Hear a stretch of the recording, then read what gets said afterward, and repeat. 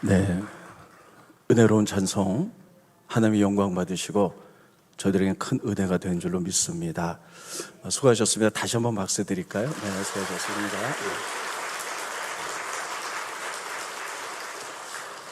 오늘은 행사가 많기 때문에 저에게 설교 시간이 10분이 주어졌습니다.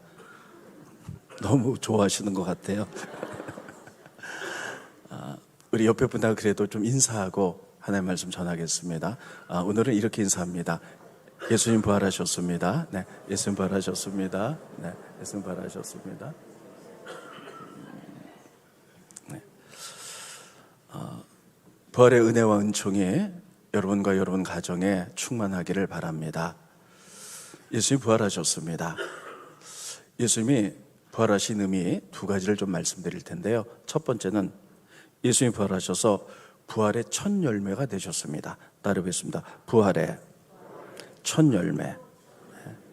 그래서 예수님이 부활하셨기 때문에 그분이 첫 열매가 되셔서 우리들도 부활하게 될 줄로 믿습니다. 이야기는 너무 잘하세요. 그래서 오늘은 이야기는 좀 생략하고요. 두 번째, 부활은 십자가의 완성입니다. 이게 부활이에요. 완성. 이게 부활입니다. 그러면 오늘은 이 이야기를 좀 하도록 하겠습니다. 여러분들이 잘 못 들어본 분도 계실 거고 다소 조금 어렵더라도 여러분이 잘 집중해서 들어주시길 바랍니다. 따르겠습니다. 십자가의 완성은 부활이다. 네. 우리가 구약에 보면 여러 가지 절기가 있는데 가장 중요한 절기가 대속죄일입니다. 따르겠습니다. 대속죄일. 대속죄일은요 7월 10일이에요. 그러면 이스라엘 민족들은 구약시대 때 잘못을 하면 주 앞에 와서 이제 동물을 잡아 제사를 드리고 이렇게 용서를 받았습니다. 그런데 이스라엘 민족의 모든 전체의 죄를 용서를 받는 날이 7월 10일 대속죄일이었어요. 그러면 대속죄일은 왜 7월 10일일까 하는 것입니다.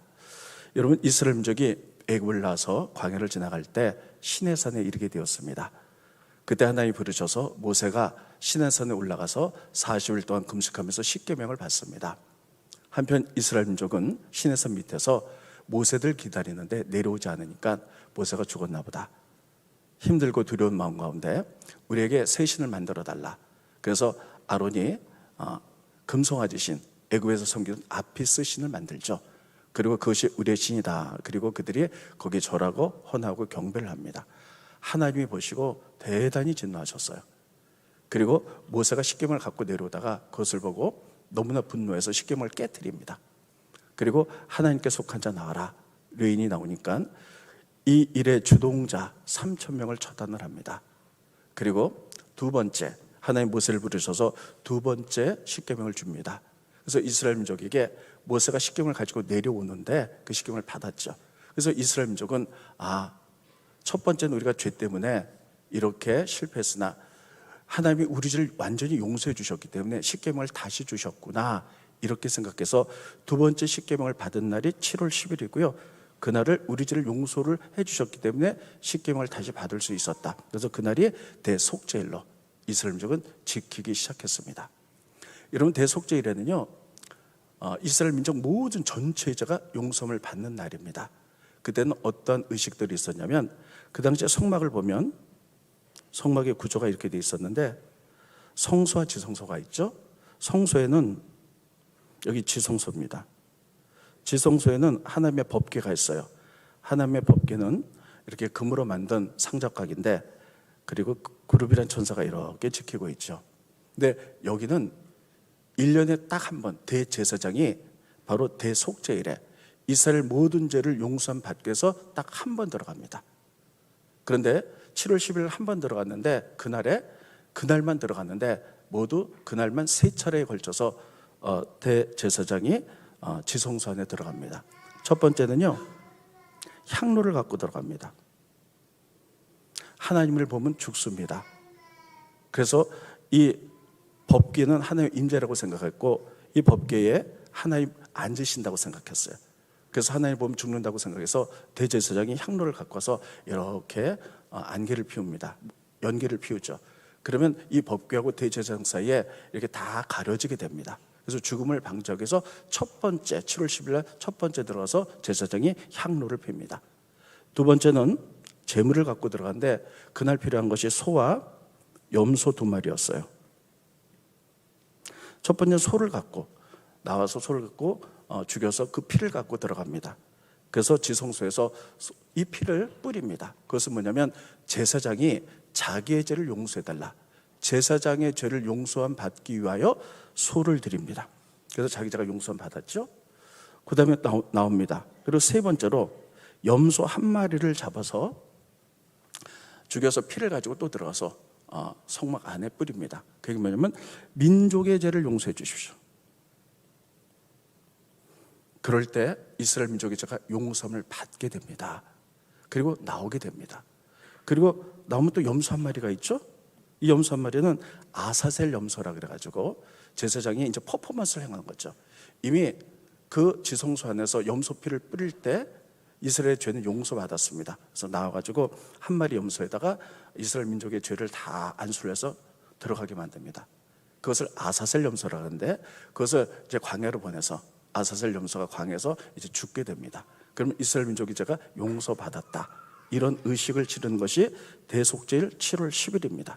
그래서 다시 한번 말씀드리면 대제사장은 1년에 한 번 딱 한 번 들어가는데 그날 7월 10일 날 대속죄일은 모두 그날 한 번 3번을 들어가면 돼. 첫 번째 향로를 통하여 하나님과 제사장 사이에 이렇게 연기를 피워서 하나님을 보지 못하도록, 두 번째 제사장의 죄를 용서받기 위해서 소의 피를 바르고, 또 세 번째 나와서 염소를 잡아서 이스라엘 민족의 죄를 위하여 들어가서 이제 피를 뿌려서 용서를 받게 됩니다. 그리고 나와서는 나머지 1마리 염소에게 안수하고 아사셀 염소를 광야로 가서 죽게 만들어 죄를 용서하는 날이 제속죄 제1입니다. 그런데 대속죄 제1에 여러분 제사장이 지성소에 들어갔다가 죽음을 당할 수도 있어요. 그러면 제사장들은 이 죽음을 당할 때 옷을 에봇이라는 옷을 입었는데요,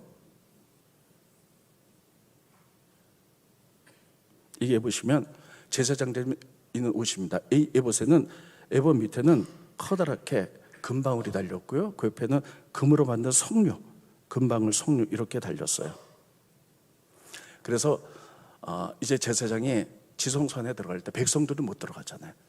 그래서 그곳에서 이제 제사장이 살아있나 알기 위해서는 지나가면 딸랑딸랑 소리가 나죠. 그럼 제사장이 살아있는 거예요. 근데 혹시 여러분 지성소에 민족의 죄를 위해서 들어갔을 때 제사장이 죽을 수도 있어요. 예를 들면 제사장이 죄를 많이 졌거나 이스라엘이 어마어마한 죄를 져서 하나님이 용서하지 않을 때, 그럼 제사장이 죽지요. 그러면 지성소엔 아무나 들어갈 수 없으니까 제사장 죽은 것을 어떻게 됩니까? 끌어내야 되잖아요. 그래서 허리나 발목에다가 줄을 매가지고요 이렇게 들여보내요. 그래서 제사장이 들어가서 딸랑딸랑 소리가 나면 살아있는 거고, 아무 소리가 없어 죽으면요 이거 줄을 가지고 이렇게 끌어내도록 그런 레위기법이 있습니다. 아무튼 이스라엘 민족은 평상시에 무슨 개인적인 죄를 졌을 때는 그들이 각자 제물을 가져서 이제 피를 흘려 용서함을 받지만 이스라엘 민족의 모든 죄를 용서함 받기 위해서는 바로 7월 10일 날 대속죄일 날 3가지 것을 행했다는 거예요. 그러면 백성들은요 전부 다 성전 밖에서 다 기다리고 있어요. 첫 번째 향로를 가지고 제사장이 들어갔다 나옵니다. 두 번째 제사장의 죄를 위하여 소의 피를 뿌립니다. 세 번째 이스라엘 민족의 죄를 용서함 받기 위하여 염소 1마리를 죽여서 피를 뿌립니다. 백성들은 우리 죄가 용서함 받았는지 알기 위해서 다 성막 밖에 다 서 있어요. 그리고 제사장이 죽었나 살았나 확인해서 귀를 기울입니다. 딸랑딸랑 소리가 나면 여러분 제사장이 살아있구나. 근데 혹시 제사장이 죽을 수도 있어요. 소리가 안 나면요 여러분 아무리 피를 뿌렸다 할지라도 제사장이 죽으면 뭔가 하나님 앞에 죄 용서 받지 못했구나, 이렇게 해서 대속죄일이 여러분 용서받지 못하고 끝나게 됩니다.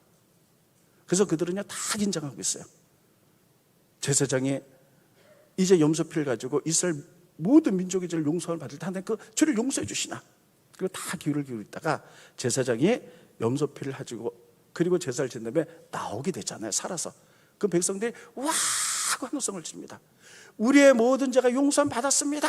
이렇게 환호성을 지르는 거예요. 그래서 죄사함이 이제 끝나게 됩니다.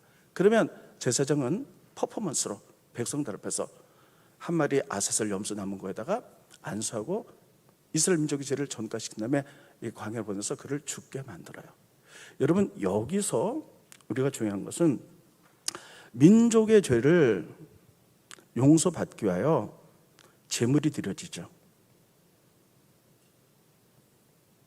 그런데 제물을 드렸다 할지라도 제사장이 살아야 돼요. 그래야지 용서를 받을 수가 있는 거예요.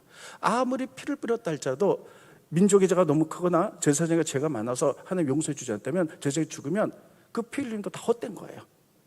여러분, 그래서 전통적으로 이스라엘 유대인들은 이 땅에 메시아가 왔을 때 모든 사람들의 죄를 용서받기 위하여 스스로 예수님께서 제물이 되셨죠. 아무리 피 흘려 돌아가셨다 할지라도 죽음으로 끝나면 그분을 메시아로 인정하지 않았습니다. 제사장이 살아나야만이 용서를 받는 것처럼 다시 부활함으로 말미암아 십자가가 완성되는 것이었어요. 여러분, 그래서 예수님이 부활하신 것의 첫 번째는 부활의 첫 열매가 되셔서 우리들에게 부활의 소망, 죽은 다음에 천국과 부활의 소망을 주시기 위해 첫 번째 돌아가셨다 살아나신 것이고, 두 번째는 죄사함, 십자가의 완성을 위하여 예수님께서 살아난 것이 십자가의 완성이라는 것이에요. 여러분, 이것을 통해서 깨닫는 것은, 그러면 그 당시에 예수님 돌아가셨을 때 이스라엘의 대제사장들이나 장로들은요, 예수님을 메시아로 인정하지 않았어요.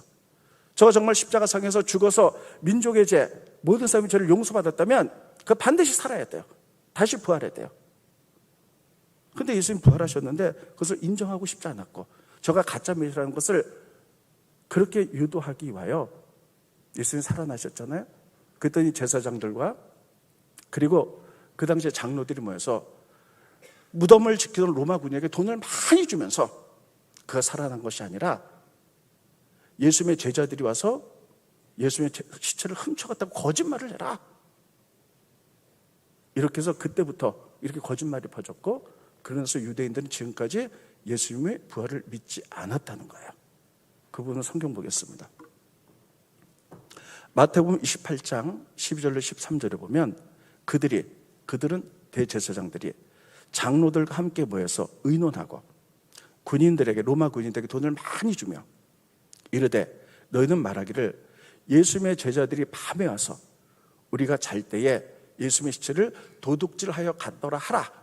14절은 PPT가 안 떴죠. 14절에 보면요, 그렇게 해서 그때부터 유대인들이 믿지 않았다, 예수를 메시아로 받아들이지 않았다는 거예요. 그러면 여러분, 그때의 대제사장과 장로들은 왜 그랬을까요? 예수님이 부활했으면 그가 메시아라는 거예요. 그가 죄사함을 우리를 용서하고 그 다시 사람으로 말미암아 십자가로 완성이 됐다는 것을 굳이 부인하고 싶었던 거예요. 여러분, 예수님 부활하신 줄 믿으시기 바랍니다. 그래서 이 부활은 십자가의 완성이에요. 만약에 부활이 없다면 죄사함도 없는 것입니다. 오늘은 맞는 행사가 있기 때문에 설교를 길게 할 수가 없습니다. 말씀을 정돈하도록 하겠습니다. 첫 번째, 부활의 의미, 그것은 부활의 예수님이 첫 열매가 되셨어요. 그래서 예수의 생명이 우리 가운데 있기 때문에 우리들도 다시 부활할 줄로 믿습니다. 이것이 가장 큰 것이고요. 두 번째는 예수님 십자가 피 흘려 돌아가셨는데 십자가 죄사함의 완성이 부활이었어요. 그렇기 때문에 여러분, 예수님께서는 우리 죄를 완벽히 용서하신 줄 믿으시기 바랍니다. 그분이 다시 사셨기 때문에. 그래서 여러분, 예수님이 피 흘려 돌아가셔서 우리들이 죄사함 받고 그분이 부활하시고 승천하셔서 우리들에게 천국과 부활의 소망을 주신 줄 믿으시고, 그 기쁨과 감격 속에서 우리들이 오늘 주님을 찬양하고 이 기쁘고 좋은 소식을 세상 많은 사람에게 증거할 수 있는 여러분들이 되시기를 예수님의 이름으로 축원드리겠습니다. 기도하겠습니다. 고마우신 주님, 은혜를 감사함을 드립니다. 부활절입니다. 예수님 부활의 첫 열매가 되셔서 우리들에게 사망 권세를 깨고 부활의 소망을 주신 은혜를 감사함을 드립니다. 십자가상에서 피 흘려 돌아가셔서 이제 십자가의 완성이 부활임을 우리가 깨닫게 하시니 감사함을 드립니다. 예수님 돌아가셔서 우리 죄를 완벽히 용서하시고 부활하셔서 우리에게 부활의 첫 열매가 되시고 소망을 주신 그 은혜를 감사를 드리며 우리들의 주님을 높여드리고 그분의 은혜 가운데 찬양하며 살아가는 우리들이 되어갈 수 있도록 축복하여 주시옵소서. 예수님의 이름으로 간절히 기도하옵나이다. 아멘.